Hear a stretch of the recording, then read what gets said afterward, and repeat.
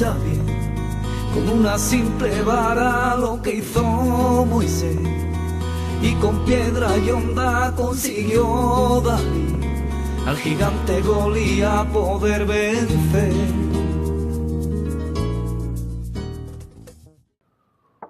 Muy buenas, querido amigo, queridos telespectadores, Ventana Evangélica. Una semana más estamos con vosotros para seguir hablando sobre tanto la cultura, la historia y la fe del pueblo evangélico. La semana pasada estuvo con nosotros el pastor Manuel Guerrero Corpa y nos estuvo nos estuvo explicando precisamente sobre las jornadas en conmemoración del 5º aniversario de la Reforma Protestante que precisamente se van a realizar aquí en Jerez de la Frontera. Y bueno, pues podemos decir que ha llegado el día de esa jornada que está compuesta de conferencias en todos los viernes y también pues esa exposición que estamos preparando también en el Alcázar de Jerez, en el cual se inaugurará el próximo día 17. Pues como bien decía, esa conferencia precisamente en esta tarde, podemos decir, ¿no? En esta tarde, pues tenemos con nosotros al primer ponente de esta conferencia, Reforma, Conversión y Modernidad. Y para ello está con nosotros Emilio Monjo Bellido. Él es director del Centro de Investigación y Memoria del Protestantismo Español. Él es doctor en filosofía por la Universidad de Sevilla y autor de varios libros. También es pastor de la Iglesia Presbiteriana en Sevilla.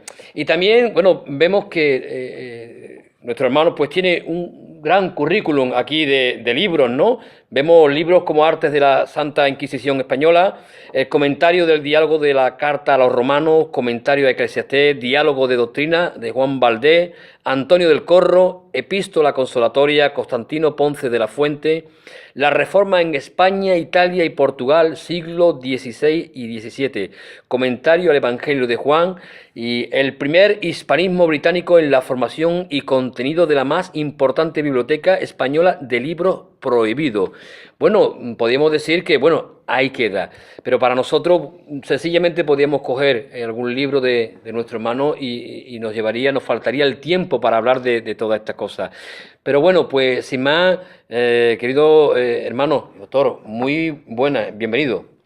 Encantado de estar aquí con vosotros compartiendo estas verdades que son esenciales para nuestra existencia personal, pero que también tienen una proyección evidente, palpable, para la sociedad, y hoy esa sociedad será muy beneficiada si atiende a estas verdades de la Reforma, del cristianismo vivo y eficaz, que en la Reforma se puso en marcha y que aún sigue marchando en nuestro tiempo y que aquí en Jerez pues también seguimos caminando, qué duda cabe. Así que muchas gracias a vosotros.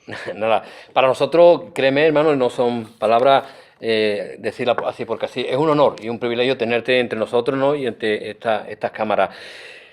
Viene a hablarnos sobre reforma, conversión y modernidad. ¿Qué nos puede comentar? En principio, reforma. ¿Qué nos puede decir de esto? En realidad, esos tres términos, sí, reforma, conversión y modernidad, creo que siempre deberían de estar juntos, de no separarse, porque a veces se hace, y ahora mucho, que se mira solo un sector de estos tres términos. Por ejemplo, lo que serían los efectos sociales de la reforma. Bien, los ha habido y se pueden demostrar en economía, en libertades, en democracia, pero eso nace por un concepto de conversión cristiana.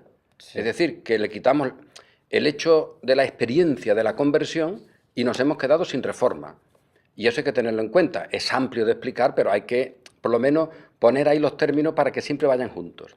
La reforma, la conversión, porque el modelo de conversión, cómo yo tengo esa comunión con Dios, con el Creador, qué pasos hay ahí, los tengo que dar yo, los ha dado Él, qué mediaciones existen, eso es fundamental. Y de ahí tendríamos modelos religiosos diferentes. Bueno, la reforma es precisamente ese momento en el cual, tampoco en esa época específicamente, porque siempre lo ha habido, aunque sea de manera recortada, pero ese momento especial en el que Dios se encuentra con nosotros, nos recoge, nos encuentra porque ya nos llevó en la cruz. Eso es fundamental. Es decir, aquellos que estuvimos con el crucificado en la cruz, Ahora el crucificado, por su espíritu, se los encuentra en la historia. Y eso es extraordinario. Y luego eso produce unos efectos sociales. Y esos efectos sociales estarían enmarcados en lo que se podría llamar la modernidad, el momento en que el individuo alcanza su responsabilidad en el ámbito donde se mueva y no depende ni oculta esa responsabilidad en estratos eclesiásticos, en sacramentos o en jerarquías. De ahí el título de poner esas tres palabras, esos tres términos, que aunque sea entre paréntesis, puedo decir, es el título que tendrá también en la Universidad Complutense el 6º Congreso sobre Reforma Protestante Española que realizamos a final de este mes y que se llama así, Reforma, Conversión y Modernidad. Y modernidad, qué bueno. Entonces podemos decir que, bueno, si hay una reforma genuina, tiene que haber una conversión genuina. Efectivamente, y aquí, bueno, hay que explicar mucho sobre la materia. Aquí tenemos el recuerdo para este año que viene del 5º centenario de lo que se llama Reforma Protestante. Tenemos el momento de recuerdo de cuando el fraile Martín Lutero clavó en aquella iglesia del castillo de Wittenberg aquellas 95 tesis para discutirse. De Lutero hay mucho que hablar y no todo bueno, pero lo que no se puede dudar es que él tuvo una experiencia de conversión genuina. ¿Cómo aplicó luego su conversión? Es decir, cómo vivió su experiencia religiosa y cómo organizó luego esa experiencia en el ámbito eclesiástico, sería muy mejorable y sería muy criticable, incluso en algunos casos. Eso hay que tenerlo en cuenta. Es decir, Lutero es un personaje que tiene una experiencia de salvación extraordinaria y modélica, de tal manera que él, con todo lo que hizo, con todo lo que llevó a cabo, siempre decía, y es fundamental para entender la Reforma, delante de Dios siempre somos mendigos. No podemos aportar, solo pedir, solo recibir. Y luego eso, en el campo luterano, se desarrolla de una manera. Ahora su experiencia de salvación es fundamental porque sin ella no hay nada de la historia de la Reforma. Y eso, también hay que decirlo, no empieza en Lutero, porque siempre ha habido gente salva a lo largo de la historia. Lo que pasa que en ese momento del siglo XVI, pues es verdad que por motivos especiales hay un derramamiento del Espíritu de Dios en muchos sectores, en muchos lugares geográficos. También en nuestra España, eso hay que subrayarlo, que la Reforma no es europea, que es nuestra, y a eso hay que hablarlo mucho. Y entonces lo básico en todo ese campo es la conversión, el modelo de conversión. Sí. Eso es fundamental. Permíteme, tú comentabas Lutero, experiencia genuina y del Espíritu Santo, pero siempre a través de la palabra. Sí, esa es una realidad que se tiene siempre que enfatizar. Eso. Pero se tiene que enfatizar también para mostrar la maldad de los que a lo largo del tiempo han ocultado esa palabra de Dios en la Biblia. Yo he puesto el ejemplo alguna vez de que ¿qué pensaríamos de alguien que nos oculta el dictamen médico sobre nuestra salud? Que alguien se atreva a decir, bueno, tú no tienes que saber lo que el médico te ha dicho sobre tu situación, que eso te lo oculten, o que te digan una falsedad sobre esa situación, o que tú digas, bueno, pero yo quiero verlo, y que te digan, no, eso lo tiene que ver una jerarquía. Oiga, mire usted que esa es mi salud, es mi vida. Bueno, pues la Biblia, para el ser humano, es el dictamen médico. Qué miserables serán los que hurten ese dictamen para que la gente lo pueda saber. Luego, que hagan lo que quieran, porque el médico te puede decir una cosa y hacer otra, pero que lo sepas. Bueno, pues el cristianismo, la cristiandad, por la corrupción de Roma, impidió que cada uno supiera el dictamen del médico, fundamental para, no algo temporal, sino para su propia vida eterna. Bueno, eso es una maldad extraordinaria. ¿Cuáles son los beneficios de la Reforma, entre otros? Pues que la gente dijeron, oye, vamos a saber qué nos dice el médico. Luego ya actuaremos, pero de momento vamos a saber qué nos dice el médico y no qué nos dicen estos que nos han ocultado, incluso que ese médico pueda existir. Eso sería terrible. Sí. Bueno, pues esa es la actitud que una parte de la cristiandad, dominada por la Iglesia de Roma, ha tenido durante siglos. No se olvide, durante siglos. El que podamos estar ahora aquí ante ustedes hablando de estas cuestiones es un gran privilegio. Gloria a Dios. Y hay que estar muy agradecidos, mal o bien, en qué situación estamos, social, la que sea, pero que el ámbito de libertad que hoy tenemos, oye, eso años atrás sería el sueño de muchos. Claro, y ahora nosotros por tenemos supuesto. libertad para hacer posibles nuestros sueños. Y hay que aprovechar, mientras podamos, de todos estos medios. Evidentemente. Y además yo creo que una manera, como tenemos los que estamos aquí en el sur, en nuestro sur, los andaluces, de aprovechar esta circunstancia es, por una parte, hombre, recordar lo que pasa en Europa, porque pasan muchas cosas. Allí hay personajes muy, muy diversos, allí se transforman sociedades. Hoy día podemos hablar y la gente te hablará de la ética protestante para la economía, para la escuela, para la familia. Todo eso está muy bien. Pero no olvidemos que aquí en España y en nuestro sur, en el siglo XVI, hay una reforma, hay una gente que también lee la Biblia, que la traduce, que la aplica en medio de la peor circunstancia posible porque es masacrada, es perseguida por la Inquisición, la Inquisición española.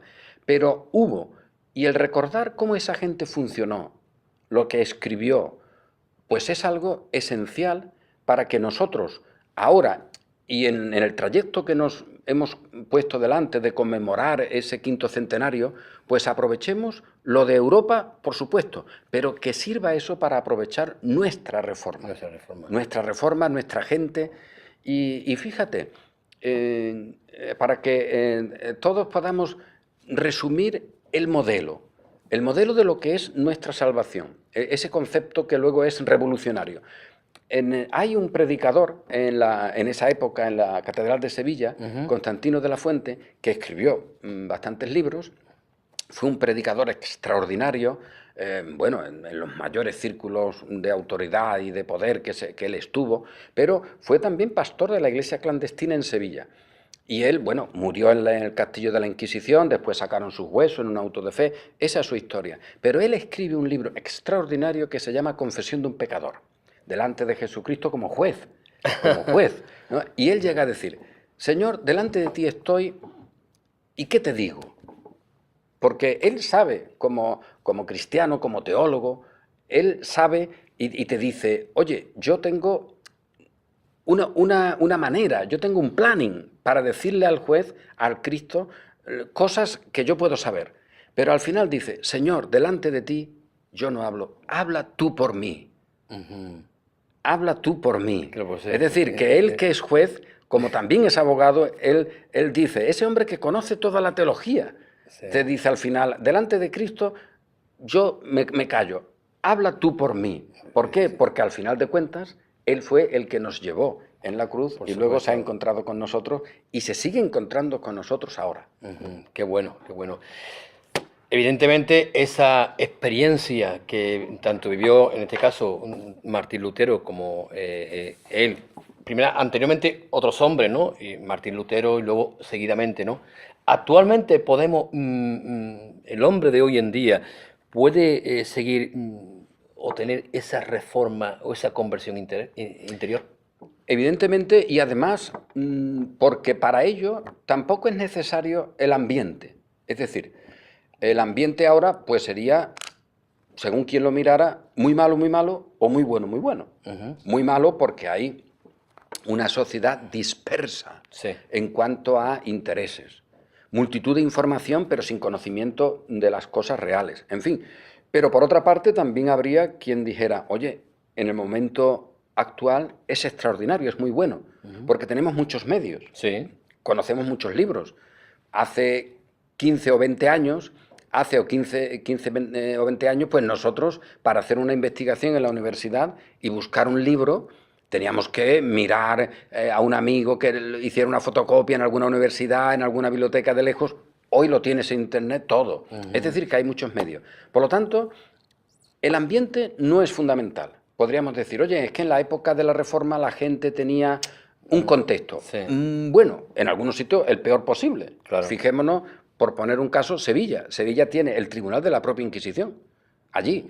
Y allí saca el Señor a una iglesia floreciente, formidable, extraordinaria, llena de todos los frutos. Es decir, en medio de donde estaba el tribunal de la Inquisición. Eso es porque la obra es de Dios. Entonces, ese es el caso. En nuestro tiempo, que no tenemos el Tribunal de la Inquisición, pues tampoco nos beneficia un ámbito u otro, sino que Dios decida. Que Dios diga, Qué bueno. es la hora. Y hay un texto que yo siempre recuerdo en una obra de Juan Pérez de Pineda, que fue un profesor allí en Sevilla, luego se fue a Ginebra y fue colaborador de Calvino, y fue uno de los pastores de gran amistad con Juan Calvino. Pues este decía cómo el Señor había, en el caso de Sevilla, pero bueno, Sevilla, aunque sea entre paréntesis, Sevilla y Jerez, que la Catedral de Sevilla tenía archidiaconados en Carmona, en Écija, en Niebla y en Jerez, que todo esto pertenecía al mismo cabildo catedralicio. Sí, sí. Bueno, pues él decía, Juan Pérez de Pineda, cómo el Señor produjo esa iglesia en Sevilla, la iglesia chiquita, que hay un texto perdido, pero donde se la califica así, la iglesia chiquita, pues cómo él la había desarrollado, la había fortalecido y la había preparado para la hora de las tinieblas, cuando ya viene la persecución en 1557. Preparada para la hora de las tinieblas. Pero lo fundamental en todo eso es la voluntad de Dios. Él la hizo, la fortaleció y dispuso la hora de las tinieblas. Es decir, que todo está en manos de aquel que nos ama de tal manera, nunca lo olvidemos, que dio a su propio Hijo para redimirnos. Está todo en manos de ese Dios. Y esto ¿vale para uno del siglo XVI? Pues claro, porque el alma nuestra no tiene épocas. Es la misma en el siglo XVI, aunque el contexto sea diferente. En el siglo XII, en el siglo VI, en el siglo I o en el siglo XXI, ¿vale para Wittenberg y que un alemán lee la Biblia y se convierte en un protestante? Pues sí, pero para uno de Jerez igual. La Biblia es la misma, el espíritu es el mismo. La palabra es la misma. Y nuestra alma es la misma, nuestra condición es la misma. Qué grandiosa... la condición, perdona que te interrumpa, hermano, la condición de estado de miserable, de no ser nada. Miserable. Porque somos caducos, somos temporales. Fíjate lo que he recordado de Lutero, porque eso es una frase que se suele poner muchas veces con él. Todos somos mendigos, todos somos mendigos. Es decir, por supuesto, delante de Dios solo mendigamos, decir, Señor, aquí estoy, tú decides, tú haces. Sí. Pero claro, es que sabemos que Él ya ha hecho. Y cuando Cristo toma nuestro lugar, decir esa expresión, nuestro lugar, es que Él ya llevó nuestra existencia en la cruz. Y nuestra existencia, como la tenemos. Oye, la de cualquiera que nos esté escuchando, ¿qué existencia es? Pues alguien nos estará escuchando y que sea un tipo, una persona excelente socialmente. O sea, una persona muy reprobada socialmente. O sea hombre o sea mujer. Sea de un color o de otro. Él llevó a su pueblo en la cruz. Y llevó la experiencia de cada uno porque se hizo pecado por nosotros. Se hizo pecado. Gloria a Dios. Él no se hizo nosotros en las cosas gloriosas que pueden verse. No, se hizo pecado. En lo que fue despreciado por todos. Sacado a la calle. Sacado del templo. Bueno, pues ese es nuestro Salvador. Y luego se encuentra con nosotros. Y fíjate...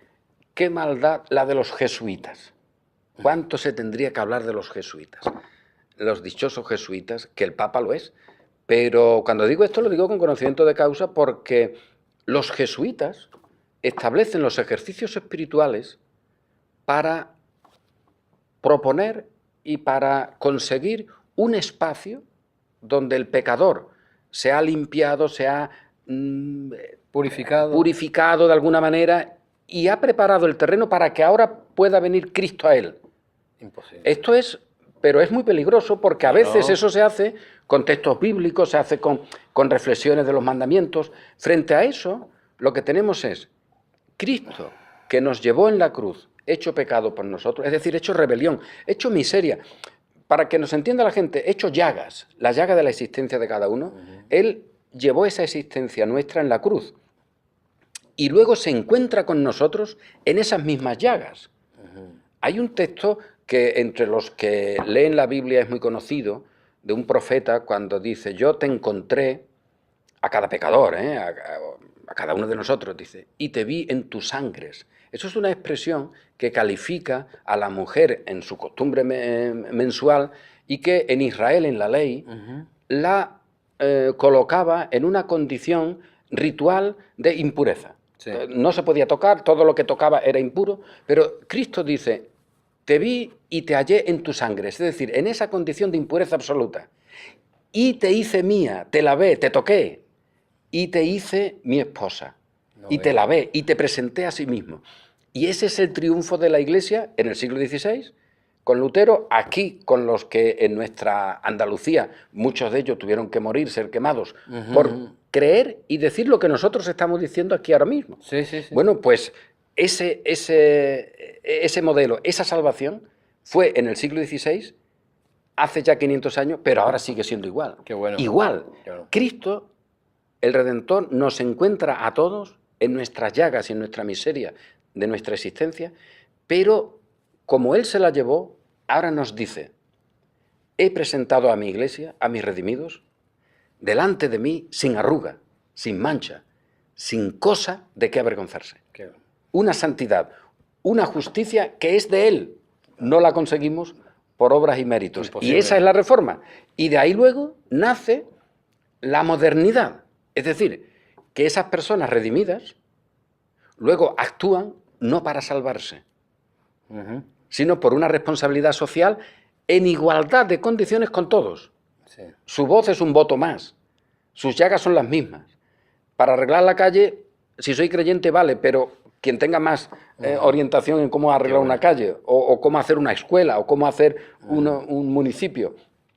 Esa es la modernidad.